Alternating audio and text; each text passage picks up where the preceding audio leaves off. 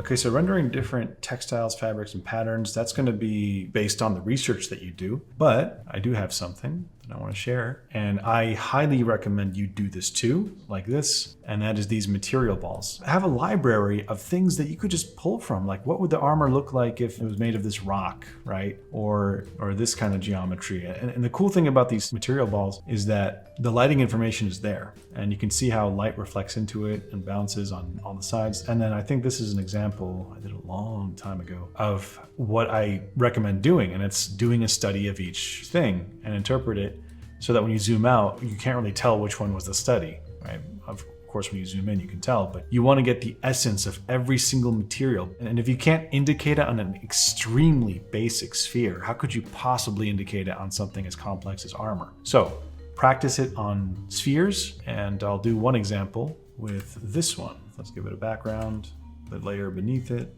the square, let's make that gray.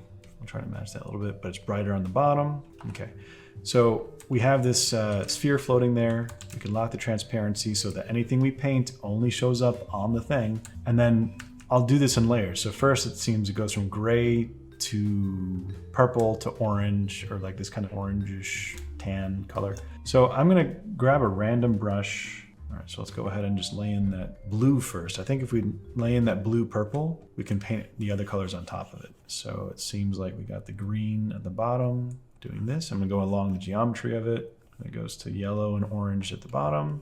Let's fade that up into purple a little bit. And it might look kind of messy at first, but that's completely fine. Just kind of ping pong your eyes back and forth until it looks good to you. So let's go ahead and put that orangish weird color in there. And since the transparency is locked, I can grab that mixer brush and we'll grab that bristle, this one, right? And just start blending it in areas. And by doing this, knowing that it's on the three-dimensional form and the geometry of the sphere, we can start internalizing what happens with this specific material and lighting. So if the polygons are aiming downward, it's gonna have this green, bluish metallic result. As the polygons face upward and the normals are pointing up towards the light, it's gonna be more orangish. It's kind of like a pearlescent effect. I think it could be all unified a little bit more, and I'm gonna unify it with the airbrush with a kind of light grayish purple. It seems like there's a nice little haze of that over here. Okay. And it seems like things that are reflected from the bottom turn out to be a little bit purplish. So we could say that there's this sphere is floating in this little studio photography box. So the reflection is going to be maybe something like this in terms of the box around it and get in shape. Fine.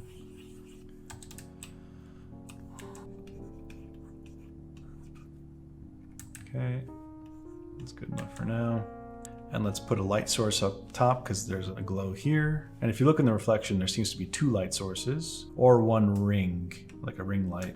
Okay, so first I'm gonna make a new layer and just get that in there first. And we'll blend it in with the appropriate colors shortly because now we can lock the transparency, and then it gets green towards the bottom, but we'll make sure it's a bright green, and then bluish towards the top. And it looks like it repeats outward, but I'm not going to do that right now by hand, because instead I could just take what we have and just copy it over. And use warp. The material I chose is quite complex, but it's I think a pretty good example of how I would go about doing this. All right, definitely not perfect, that's fine. All right, now it's all in one layer. We can use the mixer brush to mix that in and bring back some of that underlying color that should be there. Zoom out. Yeah, it looks like it's somewhat similar. Let's make it darker up top because I think the brown could be darker. That orange color. New layer, set to color dodge, and let's make that reflection a little bit brighter. And same with the green. So we built that first layer. Fair enough. I'm going to copy the whole thing over, and then there's two copies now. I still have the transparency locked. I'm gonna fill this completely with this kind of silver gray background color that already exists. Now it's just one flat color, and we're gonna light it. It looks more like a reflection. So that looks like it's chrome, but we'll pretend there's a bit of dust on there. So let's just make this lower half a bit darker, and we'll reflect a studio thing in there by filling it with black. That's quite a bit of dust. And then there's like a light source. We'll just put a ring light right here and give it a nice little glow with the airbrush. And then you can take it a little bit further by making sure the reflection looks like it's in a little studio box.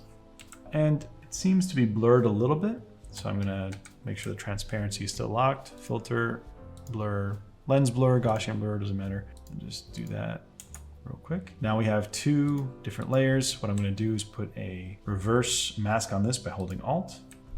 And these cool swirly shapes and flowers, I'm gonna use the color white on this mask.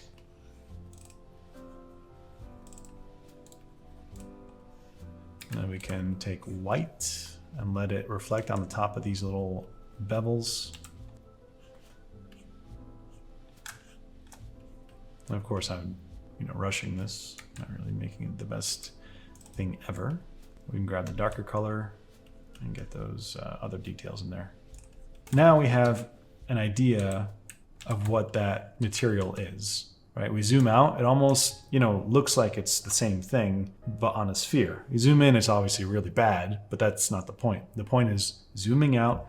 Did we get the feel and the material indication there? If so, all the parts that are necessary are there. So what I can do now, I don't even know if I need the reference for it, but if I go over here and I say, okay, well, what if we put that material on the armor here? We'll make a shape over here. Okay, I'm gonna change the armor a little bit.